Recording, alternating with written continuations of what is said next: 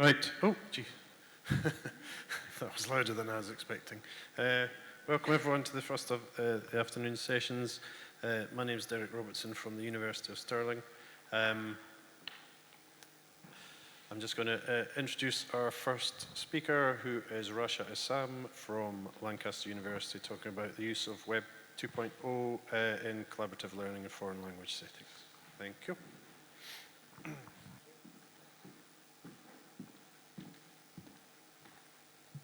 Hello.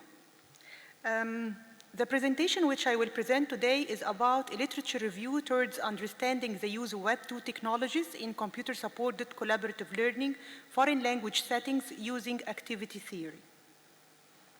Okay, I will go through introduction, then theoretical framework, research questions, method, results, findings and discussion, and finally conclusion and implications.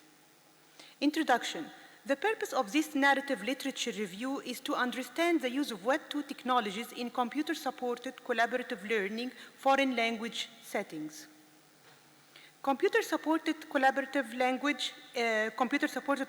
learning is a kind of learning that enables learners to share and build knowledge in a collaborative environment using digital technology tools. It enhances students' learning, facilitates knowledge building in a collaborative way, and supports both formal and informal learning. In addition to that, it also facilitates the link between students in a student-centered environment, and it solves problems in a collaborative environment and shares knowledge through discussions and reflections. So, now what is Web 2 technologies? Web 2 technologies facilitates collaboration and enables students to create their own personal learning environment and collaborate with each other's teachers and other learning communities. O'Reilly defined Web 2 as a series of internet applications where users are considered active consumers rather than passive ones in creating web content. So now let's go to the theoretical framework. Collaborative learning, first, is a combination of constructionism and social learning, according to Lorillard. And the use of technology in any educational context is not limited to the potential of technology or the role of the teacher in isolation. And context and other social factors interact and affect technology usage and application. And given that technology embraces a vast amount of features, then it is important to understand its role in context. And actually, that's why I thought about activity theory. So the theoretical framework which I'm going to use is the activity theory framework, which is a social learning theory that was founded by Vygotsky in 1896 and then further developed by Engstrom in 1980s and 1990s to study an activity in context. And this activity is the use of computer-supported collaborative learning in foreign language learning settings. This is the activity theory. This is how it looks like. We have subject, rules, tools, objective, outcome, and the division of labor and community. So what is the subject? It is an individual or a group of individuals that are involved in a certain activity. However, tools, any artifact that can be used by the subject. Objective, it is the main goal of the activity. Rules, any formal or informal regulations that might affect the activity. Community, the social group to which the subjects belong. Division of labor, the tasks shared among the community, and outcome is the result of the activity. Having the descriptive feature of activity theory, it can be used as a tool for what? First, for understanding the use of technology in context. Also, for providing a systematic approach for data collection to build themes, and also for understanding tensions for changing the nature of an activity by enhancing it further. So I chose activity theory as a tool for what? For understanding computer-supported collaborative learning activities that used Web 2 technologies in foreign language learning settings, and for collecting data to build themes, and for understanding tensions behind using computer-supported collaborative learning in foreign language learning settings. In addition, I used it for guiding the research questions. So the first research question was, what are the Web 2 technologies used in computer-supported collaborative learning foreign language learning activities, and what are their objectives in mediating those activities? Secondly, what are the learning outcomes behind these Web 2 technologies in computer-supported collaborative learning FLL activities. Thirdly, what are the social structures, rules, community, and division of labor of computer-supported collaborative learning activities that used Web 2 technologies? And finally, what kind of tensions emerged from using these Web 2 technologies in computer-supported collaborative learning activities? So the method that I used here is literature review as a method for gathering data. The selection strategy for sampling, I used 8 criteria as highlighted by Booth 2006, and it includes the following: sampling strategy, type of study, approaches, range of years, limits, inclusion and exclusion criteria, and electronic sources. Sampling strategy. In each article, I searched for certain keywords related to collaboration, foreign language learning, higher education, and Web 2 technologies or social learning networks. Types of study: empirical, peer-reviewed articles written in English. Approaches: first I skimmed the articles, especially the abstract, and then I scanned the articles and started collecting data using the activity theory, all elements such as tools, subjects, objectives, and all of these. Range of years, I focused on the range from 2010 to 2016 in order to build upon recent findings. However, for the limits, I limited the number of articles to 27 because of the word count constraint where I was writing my research study. Inclusion and exclusion criteria, I excluded books to limit my search, and I included articles from journals that focused on collaborative language learning. Electronic sources, I used Lancaster OneSearch and Google Scholar. For the data collection, I used activity theory as a data collection tool.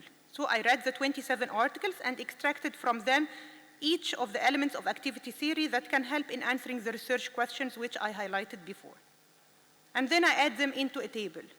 For the analysis, I used both quantitative and qualitative analysis in order to show similarities and differences. Strategies for finding gaps in the literature. I used a strategy that was developed by Alvison and Sandberg in 2013, and it includes 3 types of gap findings, which are confusion spotting, neglect spotting, and application spotting. For the confusion spotting, it focuses on finding contradictions in the literature.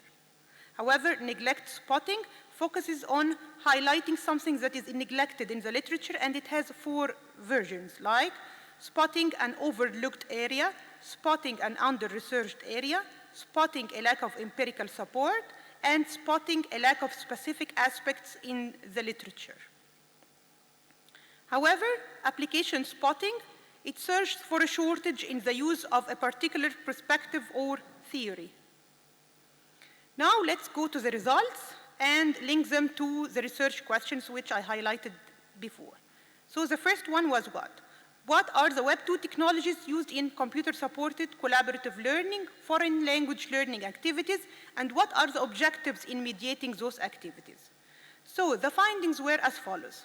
It was found that blogs were the most used in the research studies, followed by wikis and Facebook, then voice blogs, Google Docs, forums, Second Life, Twitter, YouTube, eJournal, and Cartoon. So as we can see here that blogs and wikis are the most used, in addition that blogs was the most used actually. However, for the objectives, the skills which were targeted here are writing, these were the objectives, and then culture and community building, speaking, vocabulary, reading, feedback, and perception. These were the objectives of the research articles which I reviewed. So we can see here also that writing was the most targeted objective. Going to this research question 2, what are the learning outcomes behind these Web 2 technologies? We will find that there were 3 types of outcomes. The first one was pedagogical outcomes, second was social outcomes, third was affective outcomes. For the pedagogical outcomes, there was an increase in vocabulary gain, improvement in writing, grammatical accuracy, and speaking enhancement. However, for the social outcomes, increase in the sense of community, communication with partners, outside class, awareness of culture, and peer bonding. For the affective outcomes, confidence in speaking, less anxiety, and more motivation.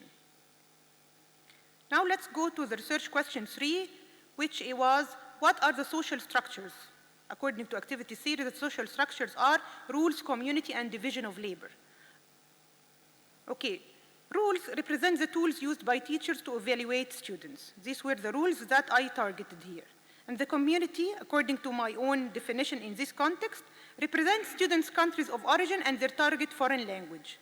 Division of labor represents the task divided among teachers and students.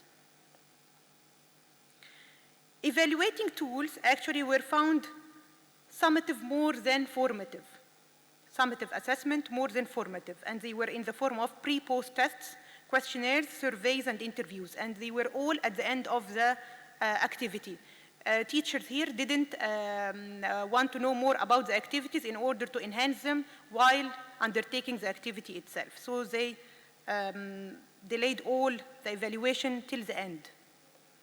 The countries here, we will find that Taiwan was the most used country in all literature. Taiwan, then Turkey, China, America, Italy, Germany, Spain, Japan, and Portugal.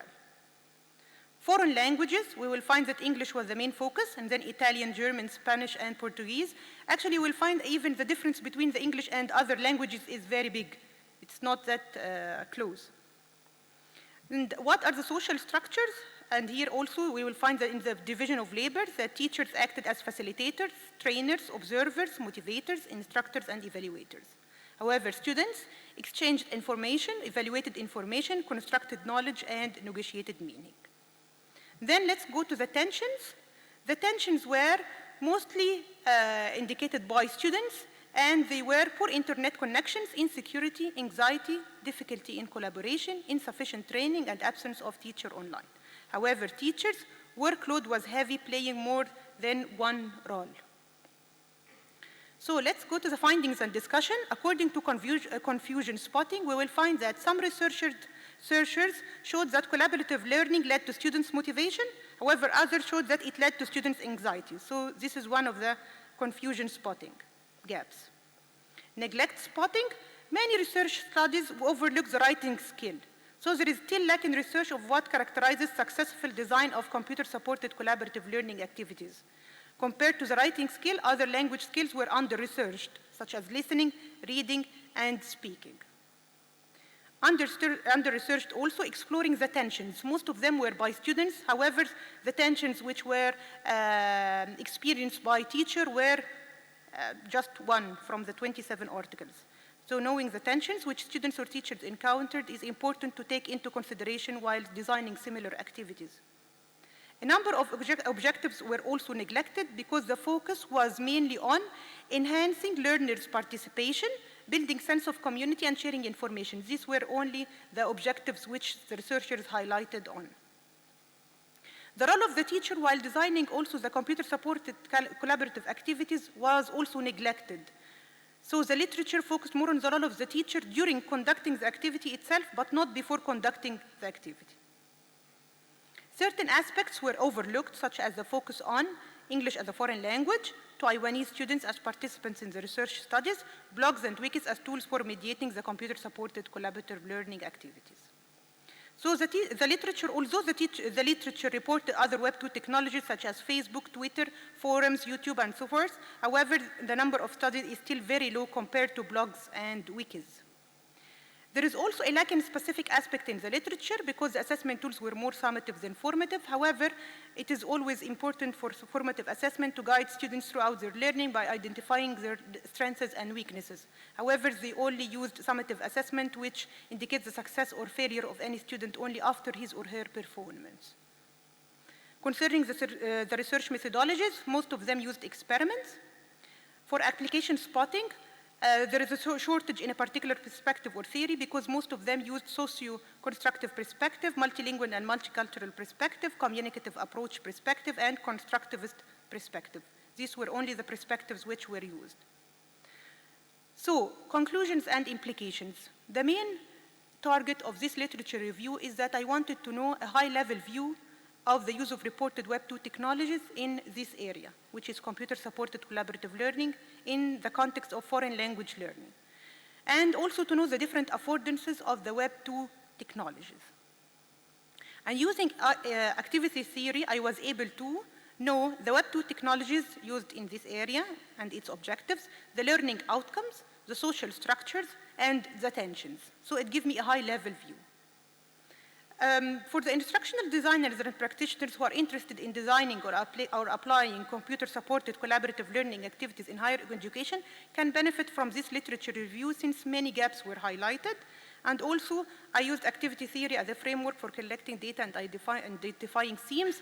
Teachers can use the summary of the reviewed literature because I put them all in a table according to the 7 elements of the activity theory, so they can compare and see what they can do with computer-supported collaborative learning in foreign language settings, because also reported tensions were highlighted.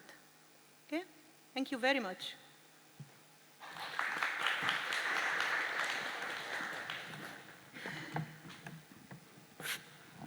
Right, that was absolutely bang on time. So we've got 5 minutes for questions, if anyone has any at the moment.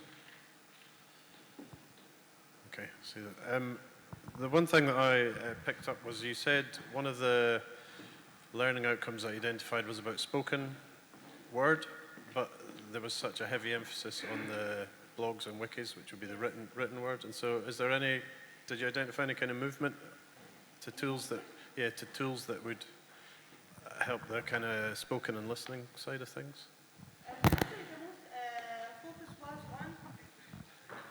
If I understood the question correctly, you are asking me if there is any movement towards using more Web 2 technologies aside from wikis and blogs?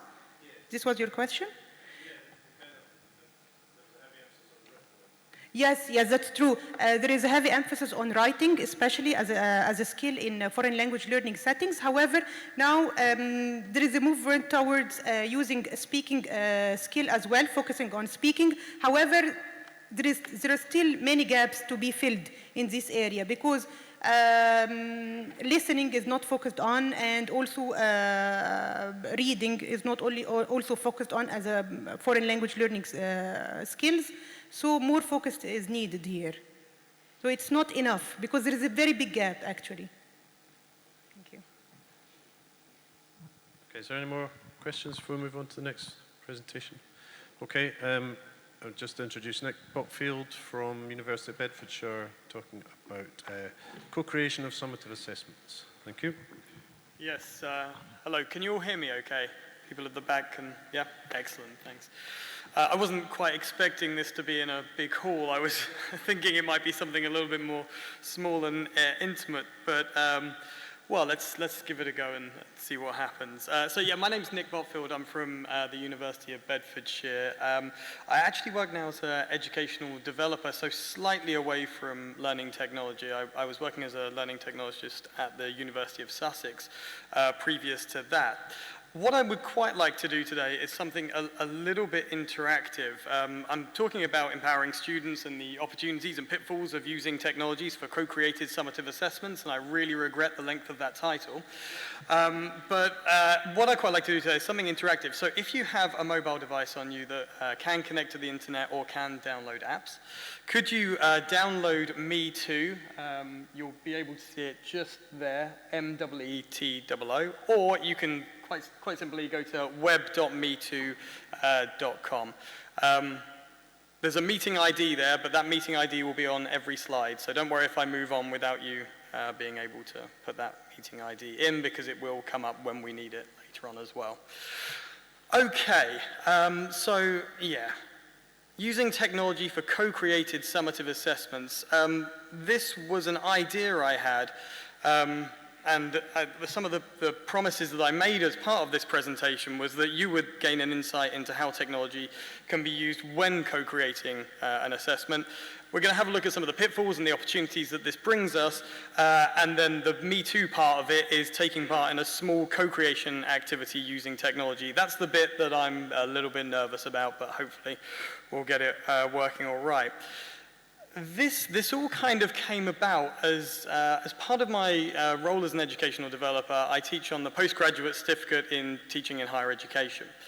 And my module for that unit is called Assessment and Feedback in Higher Education. So I wanted to do something that was a little bit innovative. And we started off with 35 students, and it's a blended learning course, so someone can take it at a distance or they can take it more face-to-face. The students had completed the first unit of this, and we got hammered in the feedback for the assessments for that first unit, like really hammered.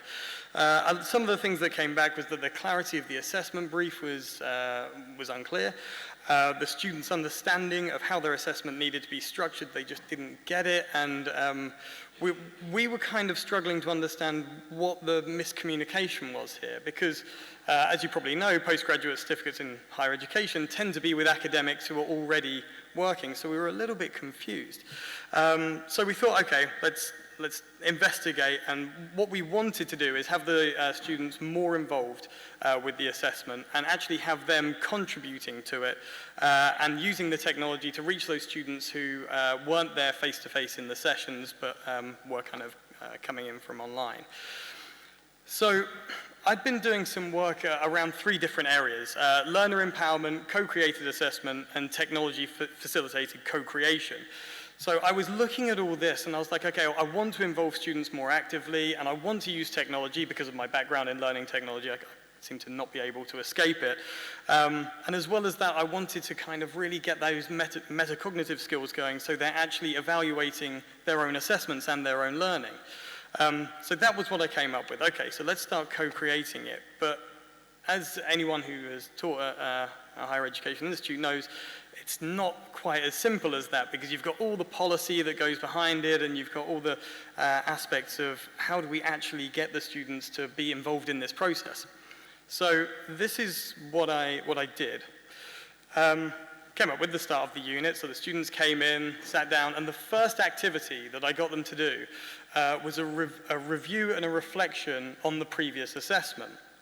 Not their performance in the previous assessment, but the actual assessment itself. Trying to get them to look at, okay, well, what was this assessing? What were we trying to actually get you to do here? So we got them to do that. After that, in the same session, put them into groups and then got them to start creating the next assessment. So this was their actual summative assessment. And I said, okay, you can go mad with this, but it's got to be, and then gave them the deadline, the weightings, and more or less the size of the assessment. So that was all the information they had, apart from a couple of, they were given the learning outcomes of the unit as well, and they had to try and really come up with the assessment themselves. So after they finished that, I had about 5 different assessments, and I got them to vote on it, both in the classroom and then online using a student response system. So I set that up so people who weren't physically there could vote on which assessment they liked, and then people who were there could just put their hands up. So after that, I got the one that they liked the best. So I thought, okay, well, that's the best assessment, but then there was some other ideas that came out. So for instance, they wanted an aspect of peer assessment within the assessment process as well. So I brought all this together and I created an assessment brief. But I thought, well, hang on a minute, now this has got my kind of fingerprints all over it. So how do I then get it so I put it back to the students again? So I thought, okay, I'll get this assessment brief and I'll put it on Google Docs, and then they can come in and comment on it. I didn't let them edit it straight out because I thought 35 students going in and editing a document is just going to be a mess. So I just let them comment on it. And then I thought, okay, then they can start asking questions about, okay, well, what do you mean by this?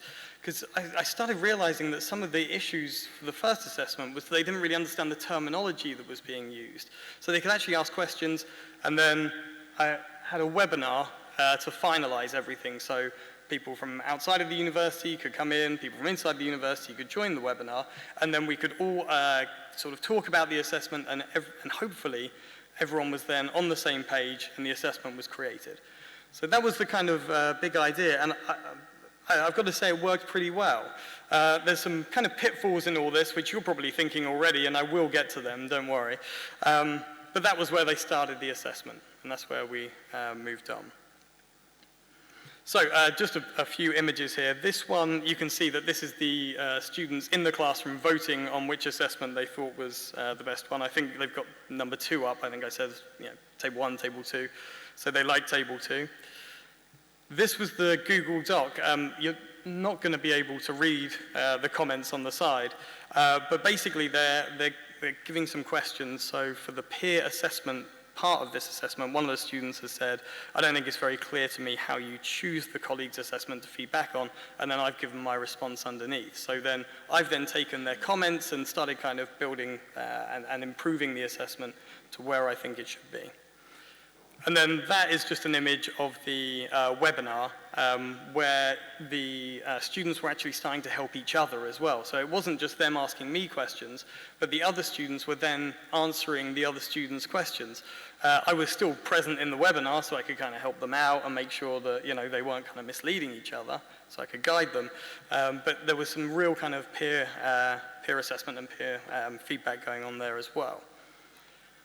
So, what was the kind of impact? What was the upshot of all this?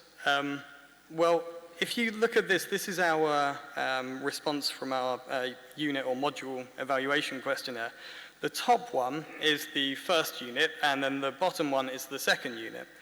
So, yeah, I'm hoping that's quite clear, that you can see that in the first unit we got around 50% not agreeing, or not firmly agreeing anyway, that the assessment arrangements on the unit were clear. In the second one, 100% agreed. So a nice kind of movement there. And then another question on this questionnaire was, I know what I need to do to pass this unit.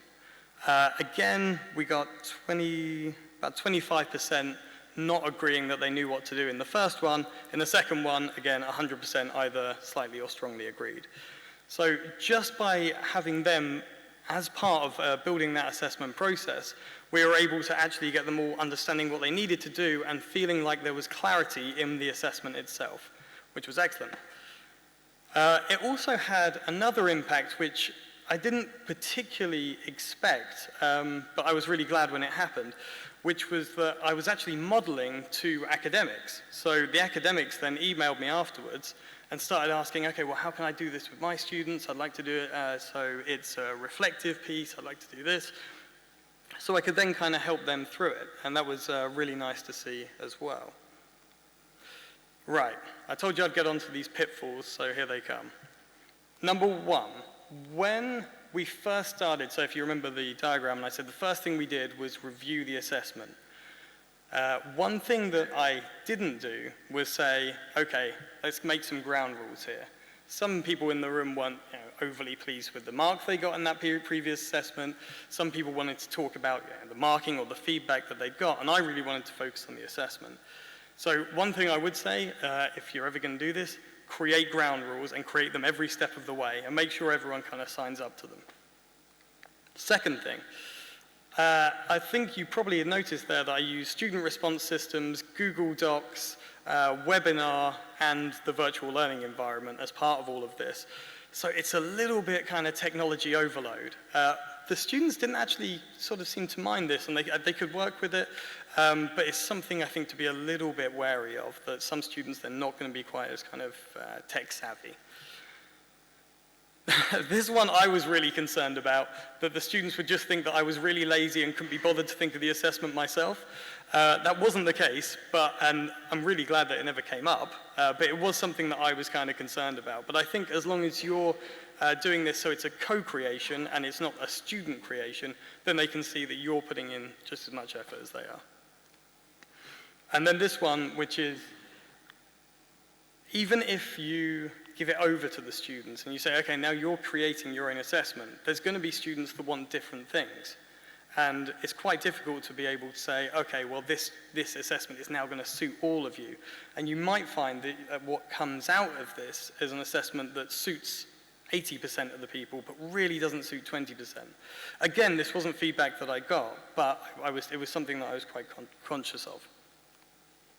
Okay, so what I would quite like to do now is actually move on and try to co-create an assessment. So what I'm hoping is have the majority of you at least got Me Too now in front of you. I'm seeing at least some hesitant nods and hands up. All right, excellent. If I click enter, then hopefully a poll has now appeared. If you're not there yet, then you've got the meeting ID just down there, which you can join. Yes, okay, you are seeing a poll, that's good. All right, so if you can tell me which of the modules you'd like to create an assessment on.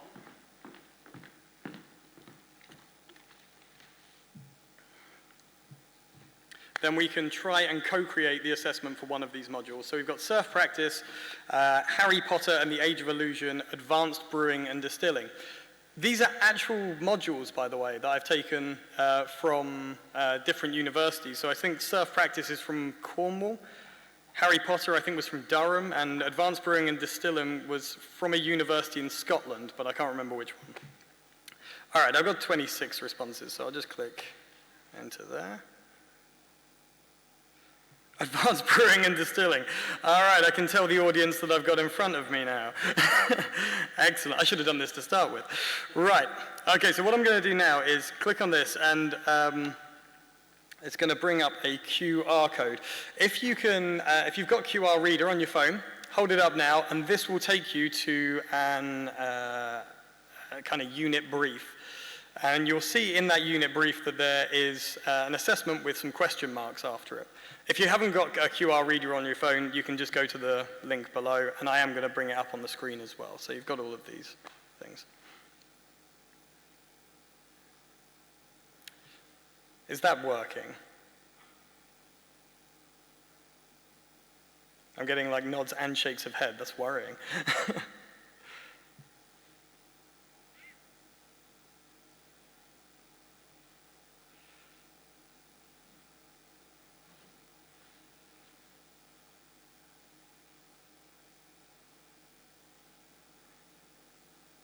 Okay, is everyone there?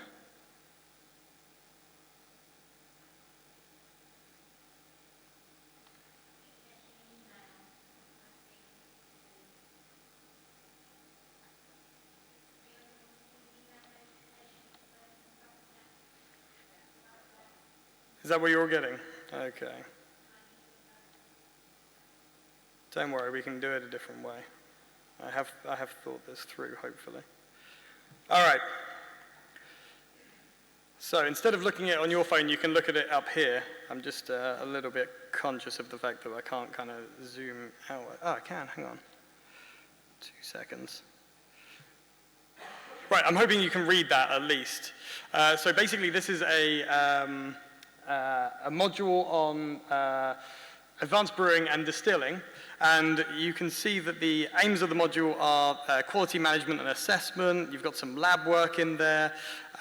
You've got for a learning outcome, you've got developed detailed knowledge and understanding of the fundamental subjects and topics which are essential in gaining the broad spectrum of expertise required for malting, brewing, and distilling.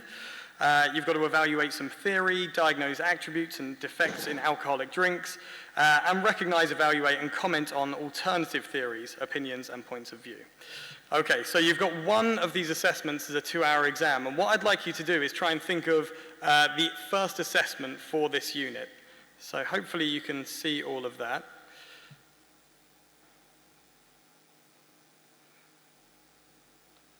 So just have a think for, how long have I got left? 1 minute. Think for 1 minute about what that assessment might be.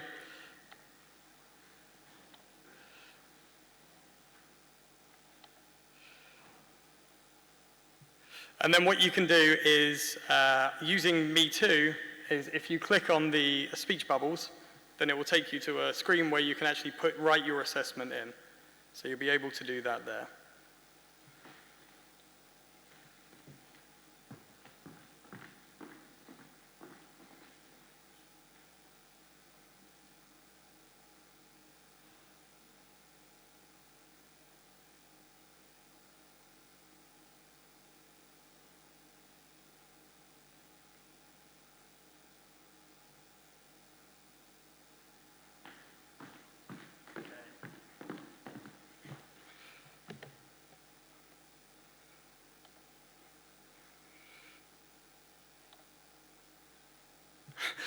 Okay, excellent. So you can start to see that this is how you might build your assessment. So you've got tasting and ranking some brews, excellent. Make something and drink it, and you can start to see that this is how you would then vote up different assessments, and then the assessment that you think would be the better one, or the students feel would be the best one, which looks like it's going to be make something and drink it, or actually maybe tasting and ranking brews, they seem to be going head to head here, would be the one that you could then take forward, and then you could start having a discussion with your students and start to kind of synthesize that and create it into an assessment itself. So I have ran out of time, but any questions? Yeah, shoot.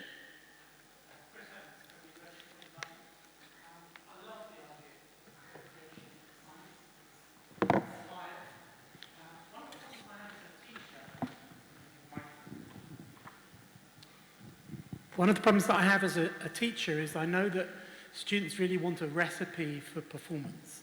So they can follow the recipe and then hope to get 100%. And I know that learning doesn't work like that. How do you prevent the students creating assignments with your input that involve recipe creation? Yeah, it's a really good question.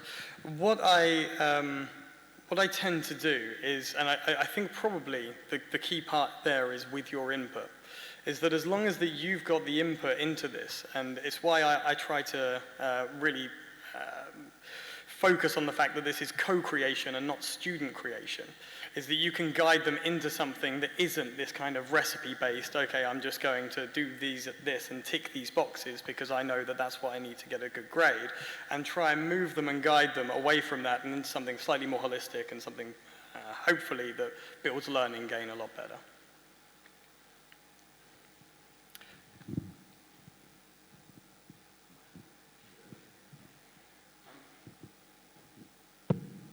I'm Alan Cliff from the University of Cape Town in South Africa.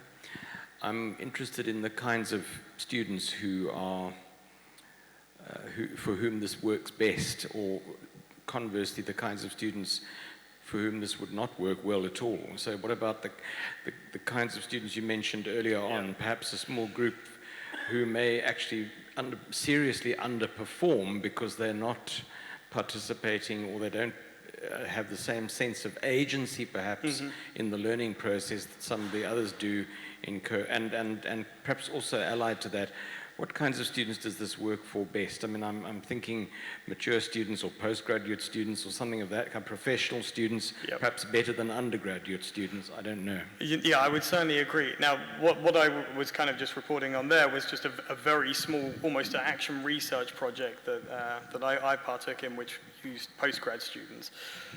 From the experience from that, what I would say is that I think that it would be very difficult to do this with foundation year students, level 4, possibly level 5, unless you kind of had a small group and you thought, yeah, these guys can do it.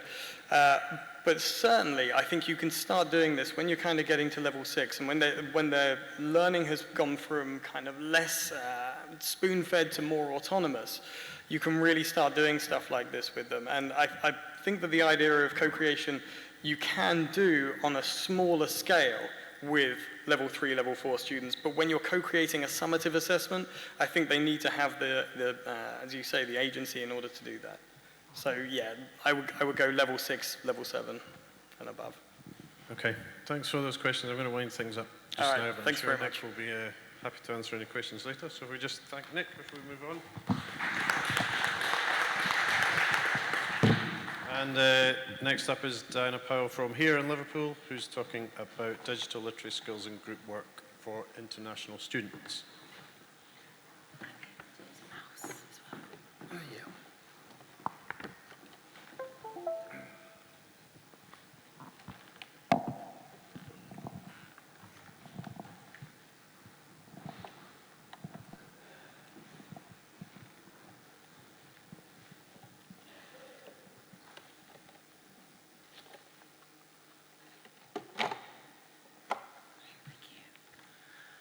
Hi, I'm just going to start off by just telling you a little bit where I'm from and where we sit. I'm actually from Liverpool International College. We're a Kaplan pathway college embedded at the University of Liverpool. And my topic today is of keen interest to me, both as a practitioner, because my first degree was as in English education and secondary education, I've also lived abroad, and I've been an international student myself here in Liverpool, so it's a keen awareness of mine. LIC, as our college is known for short, has a mixture of pre-master's students and undergraduate students, and they come to us interested in two main pathways. One is science and one is business. And essentially, some of our key goal is to help them go to the University of Liverpool. So this research really came about from both practical and theoretical things I had been attending or taking part in. The main impetus was a QAA review with a focus on digital literacy in 2015, 2016, but also a partner analysis with the university itself. This is a picture of the management school, which many of you have probably walked past. Lovely building. I did my degree in the English department. Ugly, brutalist building, but that's a different thing. Essentially, it was found that our students were lacking kind of transferable skills in the areas of group work as well as kind of online aspects of group work. So they weren't engaging in like kind of chat rooms that the management school had set up or online group projects. And in doing some of the research and in attending both CPD events here and abroad, there were some themes that emerged that kind of got me started on this journey. So Helen Spencer-Odie, who came here to speak, some of her research is on developing global graduate skills, and one of them is for international students to be able to, and home students, to be able to communicate well. And her research finds that Chinese nationals particularly find it difficult in mixed group work settings. And there's been other studies that have talked about managing the equality of the contribution, so students being concerned, not only in this research here from Lee and Campbell, it's on the level of people basically free writing, but I've also found that in other studies about group work about home students, where they feel that some students, their contribution is not equal. But also Lee and Campbell point out the difficulty not only of mixed national groups, but also when that mixed national group is tipped more toward one cultural side. So if the group is mostly Chinese or whatever monolingual group it is, and you have one student who's joining in from a different background, that can also be a challenge. And I've also looked at some of the digital information around making online work, creating a culture of cohesion through kind of online contracts where you look at how students can understand expectations and sign up to those for group work. So essentially, this is our student body over the last 2 years. I've excluded anybody who is under 5 students represented, but essentially we have 1,000 students approximately each year. And as you can see, quite a large percentage, between 50 and 60%, tend to be Chinese. And then after that, a variety of different students. There's an interesting dynamic when you bring in digital aspect of it. And for me, the digital training has always been a way of solving problems, but sometimes in bringing in technology, there are other things that emerge. So for instance, my Hong Kong Chinese students knew Google Drive very well and understood it, but my Chinese students from mainland China had no experience previously with something like Google Drive. Likewise, there were students who had never experienced using technology in the classroom before, and students who were very used to it. I had an Egyptian student who they had done Google Drive projects together in class and came with her laptop knowing what to do, but then I had other students who I had to convince them it was okay to bring a laptop and to work in class. So for us, we've got a variety of different expectations, a variety of cultures, a variety of interests. On the course that I teach, which is study skills, academic study skills, it was decided that this would be the best place to implement some of that, not only digital literacy training, but also group work training, so to developing those soft skills. One of the reasons that we didn't choose WeChat or QQ had a lot to do with the fact that although the research I've looked at about WeChat and QQ are because it's ubiquitous and its ease of use in China, it wouldn't be ubiquitous for all of our students. In addition to the fact there's more functionality that's to be gained from using a different product that includes different ideas. And in the student focus at the end of this presentation that I'll show you, it's very clear that there's a new dynamic, a transformative dynamic that is gained from using this other platform.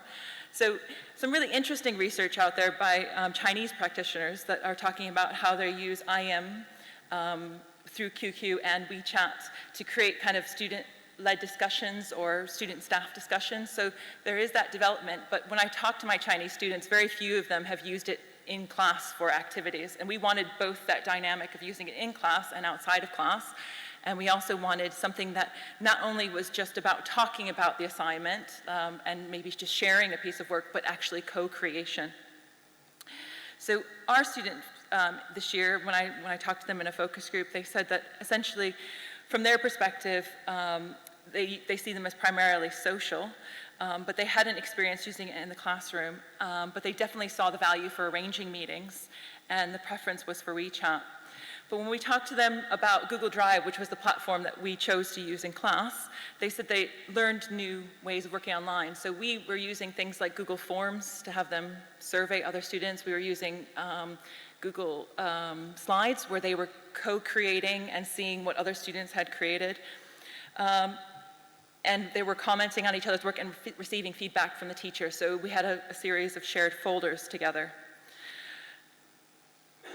So essentially, in setting up this project, and I'll try to be quite fast in this slide because I don't want to run out of time in showing you some of the products, we started off with 2 surveys in the run-up to the QAA review.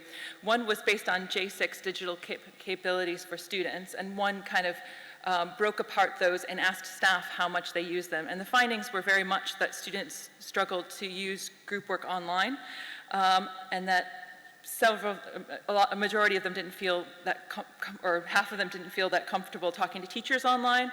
And then organization, which has been a key theme that's come up in other talks in this conference, seemed to be where do I put my research? How do I put it all together? In the staff survey, I found that it was very much staff-led, so even when they were using something interactive in class, it wasn't usually coming from the students themselves. They weren't generating anything. It was, here's a Quizlet that I prepared for you, go for it. The exception would be with like CAD or something like that that engineering teachers were using, and also some of the business teachers were using like LinkedIn and showing them how to set up their business profiles. So what we set up is a 4-week course that is formative, and I guess it's the easy way out in a sense that a lot of the literature I was reading about group work, students have anxiety about the assessment and about the individual versus the group grading of the assessment. For digital literacy skills, it was a real eye-opener, and that's why staff and student training had to be focused on. Some of the staff training was actually bespoke training where I got staff in a room and said, this is how you use Google Drive to do this. But some of it was actually written into the curriculum. So by having a curriculum and having, at our college, we have shared lesson plan writing through Google Drive where we share folders. So it was a mixture of having to teach something yourself. You know, as a teacher, if you have to use it in the classroom, you learn the most about it. Just as the students, if they have to present something, they tend to know quite a bit about it. So one of the things that we did was we shared, wrong thing. We had a Google template for the meeting setup, and it just looked like this. A lot of the students didn't have an awareness of what goes into a meeting, and also what is expected of them. So we did a lot of training around that, but one of the things we did to facilitate that is we shared a Google document with them that they then copied. And as you can see, this group of 3 students talked about what they discussed. We gave them an agenda, and they said what they did and when they were going to have it done by. This was important not only for steering the group and making sure it was focused, but also from a monitoring perspective, because many of the students in the research said basically that they were concerned about teachers not being aware of how much other group members had done. One of the things that we did that was really, really successful was we borrowed from someone else. We used video training with questions and group work around a meeting.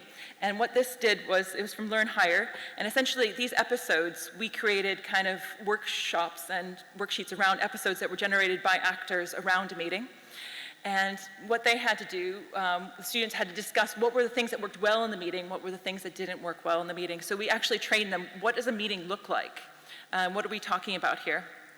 The students also at the beginning signed a group work contract, and this team contract talked about, it was made after they saw what the bad meeting example was. So you see like being punctual and using English was part of some of the things that could go wrong, and also missing meetings or not being friendly. They've written down as key things that they should try to achieve through this meeting.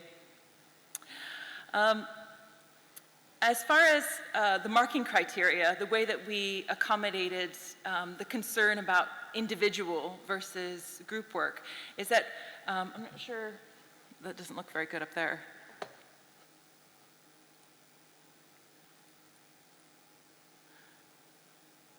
So what we did was, although this is a formative grade, we allowed the students to grade part of the assignment. So the teacher would give a group grade and give group feedback as to how students could work together in a group setting.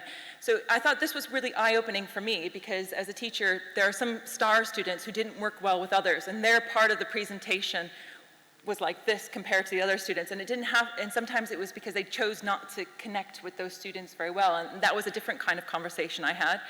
Whereas here, they peer marked each other. They assigned a score of 1 to 4, and that would be averaged by the teacher. It was anonymous, and essentially that average was added to their final score, and so part of their final score was essentially what they marked each other as far as contribution goes. And they were reminded before they filled this form in as far as what we were looking for. So it wasn't just, I like her better than someone else. It was how they contributed. The last thing that I would say as far as research skills was we tried to really, through this project, because it's done at the beginning of the term, to hand things over to the students. So for instance, some of the library staff created a online how to use the University of Liverpool's online catalog, and I set up a Google form with a Flubaroo, and so the students would watch the video, take the test on the Google form, they get a Flubaroo back that tells them what the answers are and what they should have put down. And so it gives them that sense that they're learning without me having to say anything, and they're finding that research themselves. So we try to push as many kind of, not entirely student-led, it's more like we're giving you the resource and then you learn for yourself and tell us what you've learned from it. So the blue survey is the first QA survey, which we hadn't broken down to the same level of group work, because group work wasn't on the horizon until the partnership findings. And as you can see, organizing information, we had a huge gain. The orange and the gray describe a small group of students, which I use as a test case because they represented in general the wider view of our student body. And the gains between organizing information, setting up a meeting, and leading a meeting between the beginning of the project and the end of the project, students felt much more confident and felt that they could participate better. I wanted to make sure the students could speak for themselves, but here the students are quite keen on saying that one of the key things for international students especially was that the meetings themselves, visually seeing the meetings themselves on the bottom, it was a kind of normalizing for them. So even though I had Italian, Indonesian, Korean, and Chinese students in this group, they saw what a meeting was and they all understood it, and they came to that and said, okay, this is how we want, we were clear on the expectations and the objectives. But likewise, the ubiquity of Google Drive and its assimilation allowed for communication on the same level, as well as the fact that as non-native English speakers, they liked the fact that not only could they see what other people were doing and then translate their own work if they wanted to, but also they knew what was expected of them. So, kind of in summary, I would say that this whole project, which I'd like to next year scale up for a publishable work, I would say that students recognize the value of training not only for the immediate, but for the future. They talked about this being helpful for their jobs, to understand how groups work together, and how to communicate online, and how to co-collaborate. But also, I think one of the key things is that it also reduced students' stress around group work, in that they felt they could see, because of the online-offline element, they had the best of both worlds. So they could see some of the creation online, but then in the classroom they could also discuss things with each other. And because they knew that I was looking at things and moderating things and could see everybody's changes, it allowed for an assurance that my individual as well as my group contribution would be examined. So thank you very much.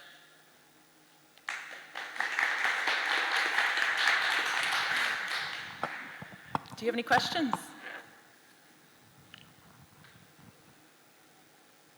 Any questions? The activities that you did, had you decided on these were kind of the activities that were in the module, those sorts of things like meetings and research and things like that? It was a real process because the study skills course itself, as far as the research goes, research is embedded in each one of the 4 summative assessments. So it was kind of the first building block of research. There are 2 oral assessments and 2 written assessments. So the oral aspect and getting the group familiar together had a real added benefit for the next assessment, which is a group discussion. So actually building that community very strong at the beginning had a knock-on effect in familiarity and crossing. My plan for this next year is that in the next assessment, for the summative assessment, they'll continue those group meetings outside, and we're going to use video to videotape the meetings to make sure that they're still continuing to practice this getting together. Yeah. I just wondered if the activities, you talked about the kind of different culture within those activities, but whether there's some activities that there are cultural differences. Definitely, and I think one of the things I would like to do going forward, because some of the research talked about, obviously one of the things we trained students in was dealing with conflict, and in the West, how we deal with conflict. But we didn't go into kind of differences in different cultures in dealing with conflict. So for instance, one of the researchers was talking about a Korean example, and he said that, in a conflict, they would just shut down and later on express their frustration, and that's how they had dealt with it before. I don't know that the module currently has time to go into how each one of them, but it would be something to address. One of the key things I would say to address, though, is Google Drive. I had to say to students, we're using this platform so I can teach you new things, but I don't have like a commercial or national reason why I'm using this as opposed to WeChat or QQ. It's just that I want everyone to be able to use the same thing, and it's free, and the students have all said it's easy to use, and it's one of the most positive things that we get back in our student engagement survey is how much they like using Google Drive. Okay, good, thank you. Is there any further questions? Okay, just one last thanks for Diana. And then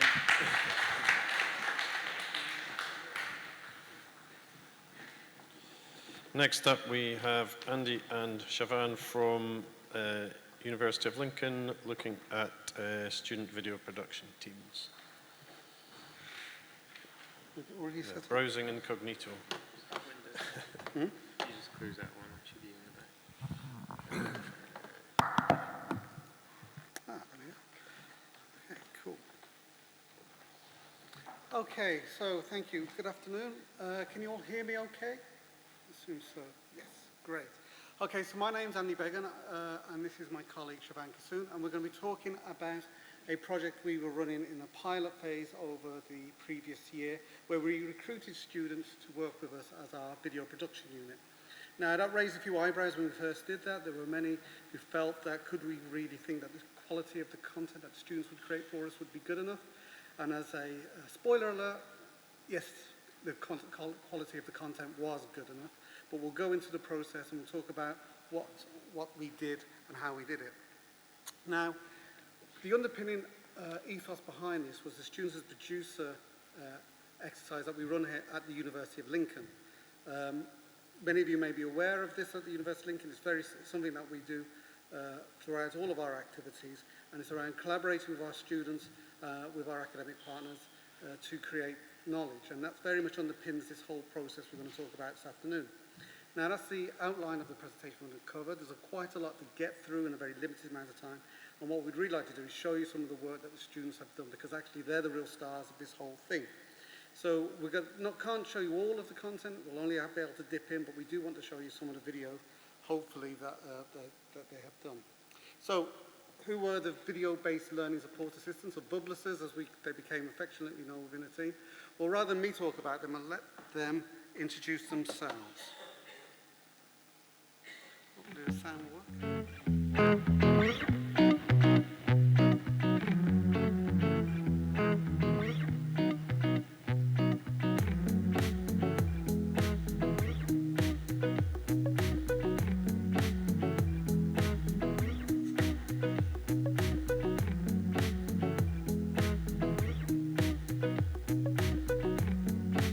Today I'm at the University Library and I'm going to show you how to take a book out.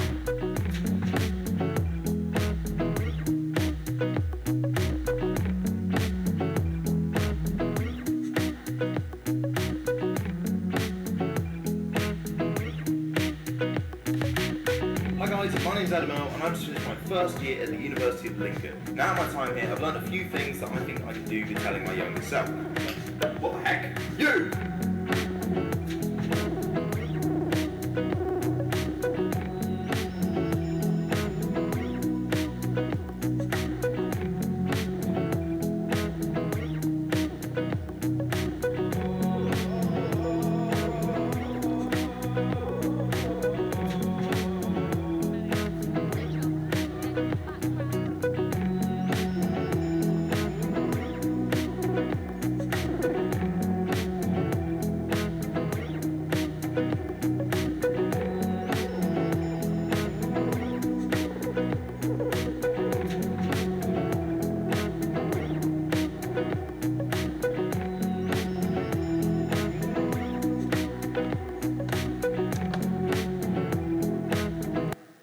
Okay, so that's giving you a taste of the kind of stuff that they did for us. So, the background. Why did we employ these students in the first place? It came out of a lecture capture project. I joined the university just over a year ago, and we were just about to launch Panopto across 9 lecture theatres. Lincoln is perhaps a little bit behind the scenes in terms of video lecture capture rollout, and as part of that rollout, it was very new to the university, we had secured a small amount of money, around 20k, to buy out Blackboard support to enable the team to be able to show staff how to use Panopto. Now, I felt that the opportunities for video were greater than just using Panopto, and that was perhaps limited. And what I wanted to do was to use video across the wide range of activities as a communication tool to enable student experience to be enhanced through both digital education and through wider student life activities. So I redirected that towards buying in student expertise to support the team. And the reason I did that is because I felt that more effectively aligned with our attempt to try and promote video as a learning tool. It was an opportunity to build on our students' producer ethos in terms of collaboration. And of course, it gave our students an opportunity to be employed and earn as they learn effectively, and gave them something positive they can put on their CVs. So who were those students? And I'll hand over this to Siobhan now, who worked very closely with them. Excellent. Can you all hear me? Excellent. So we opened up the recruitment drive in about late September, October of last year. It was open to all students in the university, and from that pool we recruited 7 students. 6 were undergraduate and 1 was postgraduate. Students, they all worked no more than 15 hours a week, so it wouldn't detract from their studies, and it was also university policy. They were also supported by a graduate video intern. Lincoln has a history of recruiting graduates to work in digital roles, and this is what the graduate video intern did. As it was, 6 of the students were studying media production, and 1 was creative advertising. So all these students really concentrated within one school. In terms of the Panopto part of their role, there was the typical things a learning technologist for Panopto would do. There's the scheduling of recordings, providing ad hoc technical support, promoting it, and recording support. In this image here, you can see there's one of our VBL essays, the person on the left, and he's talking academic, the lady on the right, through how to use Panopto. So she's about to use Panopto for the first time, and he's talking her through it. What's interesting about this photo to me is that it's kind of a reversal of the usual role within a university. So instead of the teacher teaching the student, in this case it's a student helping the teacher. And if you imagine it from the student point of view, that's quite a big change in power relations and how you interact with academic colleagues within the university. We also got the VBLSAs to create posters. So this is one we created for Panopto. We got permission to put the posters up in all of the Panopto rooms. This particular piece of work, the visibility of it was probably to all 13,000 Lincoln students. So the work, again, had a really big reach. The students also did a student-facing video on how to use Panopto. Part of this played earlier, so I'm not going to play it now, but it was about the student voice promoting Panopto. Instead of it coming from us as institutional employees or it coming from Learning Technologies, it was student voice promoting Panopto lecture capture, so how you'd use the tools to annotate recordings and so on. Okay, in terms of the benefits, they were a whole heap of benefits. The main one, I would say, was it forged a new partnership model between staff and students in terms of, with students as producer, in the past it was about staff and students working together to co-create knowledge, usually through research. This was a slightly different model. This was where students would create learning content for staff to use within the curriculum.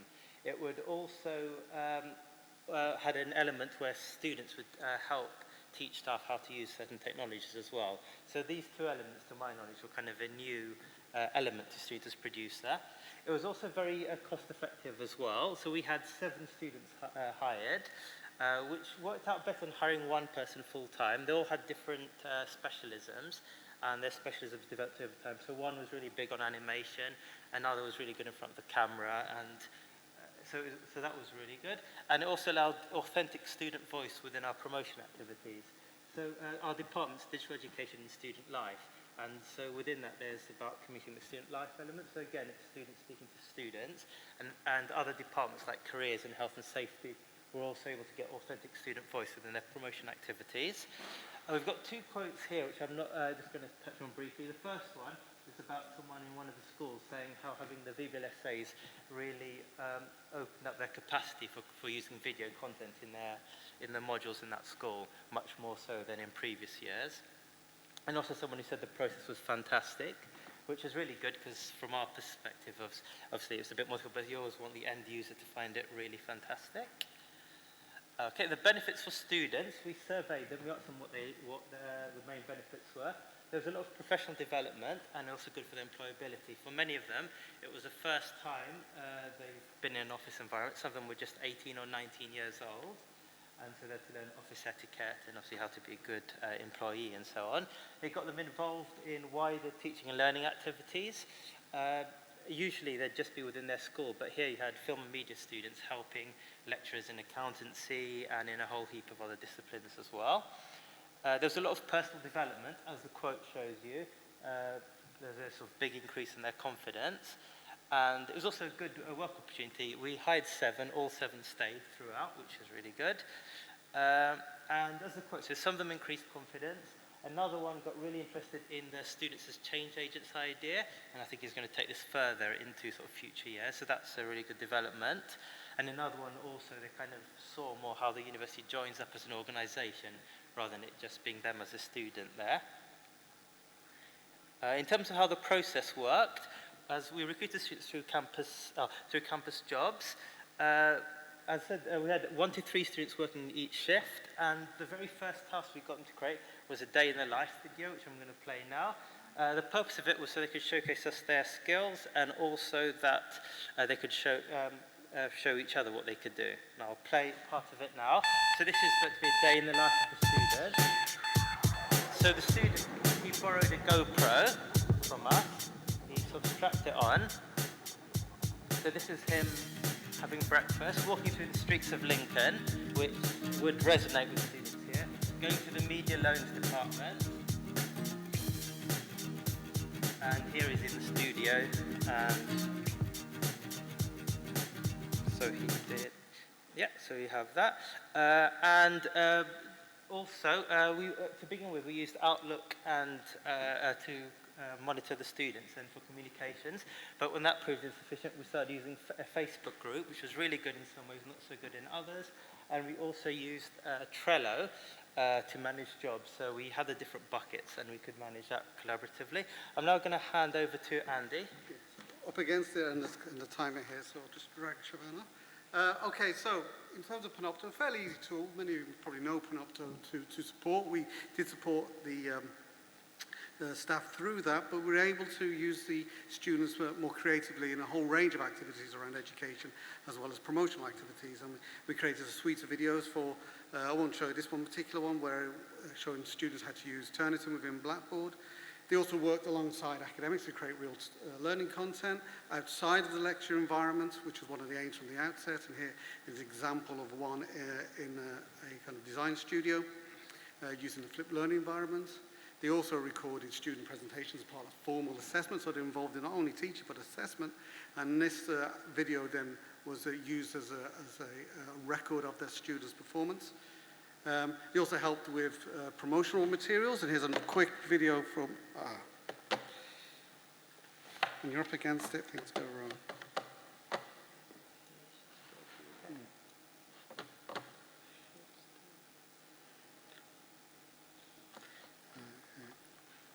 Let's use the mouse. I'll keep the mouse on the desk now.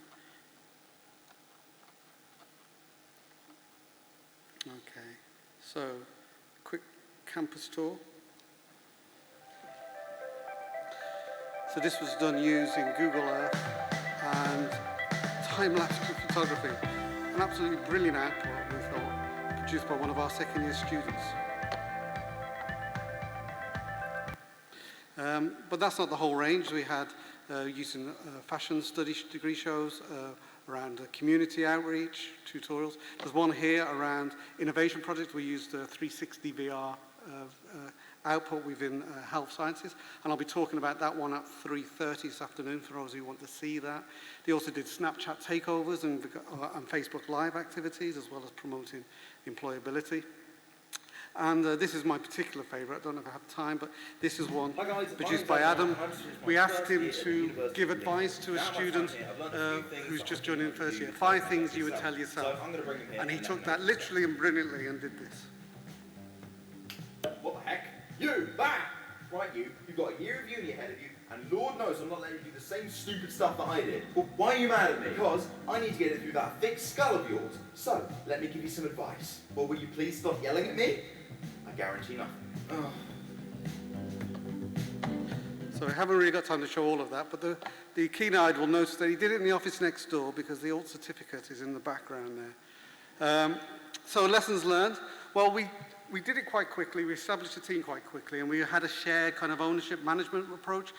Didn't quite work out in terms of adherence to standards and kind of consistency of working. So we've recruited a team member to look after them as a key part of their role. It was challenging at times when working alongside students in an open plan office. Whilst they gave us fantastic opportunities to consult with them and get the feedback on things, it also meant that they weren't quite used to the kind of etiquette that goes on, and that took a bit of adjustment.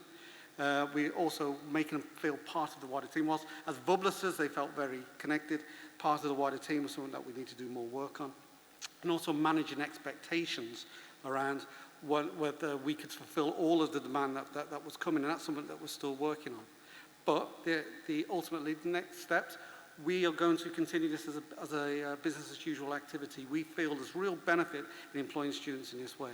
We've overhauled the induction process, and standards is a key part of that, as you'll see in there. And we want to open it up to more students. We feel it's been so beneficial for those who've come that we want more to be able to benefit from that. Now, we'd love to recruit every single one of those students who work for us. They've all been brilliant, but we're not able to recruit them all. So we're going to go for a 2/3, 1/3 model, where 1/3 will be the existing VBLSAs and 2/3 new. The remaining VBLSAs will move into a pool of freelancers where we will commission them to do particular projects for us around the university. And we've already got an order book lined up to take us through to Christmas for that. So that's really encouraging. So we feel it's really been important for us. It's created a pool and is creating a pool of valuable video producers that we can draw upon. And hopefully, as you've seen, I'm producing really high quality content that is as equal as anything we'd go outside and try and commission. So thank you for your time. There's a link to the presentation if anyone wants to see this presentation in more detail. But is there any questions? Was this cheaper than commissioning? Yes, absolutely. How much? Well, all of those videos and all of the things that we produced cost us 20 grand. You can go outside and commission just one or two, and that will cost you 20 grand. Oh, hello. Hi, thank you very much for that. I was just wondering, you spoke a lot about all of the benefits to students, and there are so many, and it was great to see them all. I was wondering if you saw any real change in staff behaviours or staff culture through the training that they were being received, in terms of, did practice with things like Panopto become more innovative, or were you seeing anything like that? You mean the academic staff? Yeah. Well, they were able, one of the quotes you've seen there are things that the academics wanted to be able to do, but they never had opportunities to explore. So I think it's too soon to say there's been a change in the culture. What we've been able to see is that we've been able to tackle and do things that previously the university has not been able to do. So in that sense, yes, there has been a change, and those staff are all coming back and want to do more work and build on that. So that's been welcome. In terms of use of Panopto, what we're seeing is that people are using the Panopto as a video hosting service more than they are as a lecture recording. Whilst it's available and people want to be able to use it, there's been wider use around Panopto in a broader use of video. And I think that was the aim that we went out in the outset. We wanted to use video as a powerful communication tool, as a teaching and learning tool, and we are seeing that. Can we make a direct link between the two? I think it's a bit early, but that's the direction of travel we're moving in. Brilliant, thanks. Oh, hi, I'm Mark Dixon. I'm from West Knox College in Mansfield. It's a further education college, and we're just bringing in sort of flipped learning into the college and trying to get staff on board with it. And this would be a really great way of getting students involved with staff for that kind of gap in skills that some of the staff that we've got are going to be fearful of.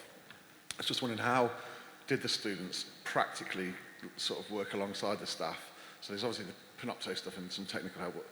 If it's something like pre-recording a session, or pre-recording a presentation and then having that presented to the learners before a session, how did that work?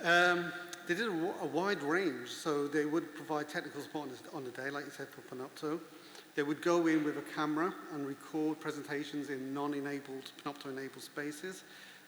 They would also go into the lecture environment and record one-on-one presenters talking to it and bring that back and edit it, as well as creating scenario-based learning, like the VR one that we've talked about, where they worked on with the graduate intern as a way of creating a scripted learning sequence. So it was really driven by what the academics needed and what we could accommodate. So the short answer is yes, they did all of those things. How did you get the staff were the staff really, up for it straight away and were putting themselves forward to work with them, or was it? Well, that was one of the tensions. How much do we go out there and promote this as a service versus our ability to be able to cope with that demand?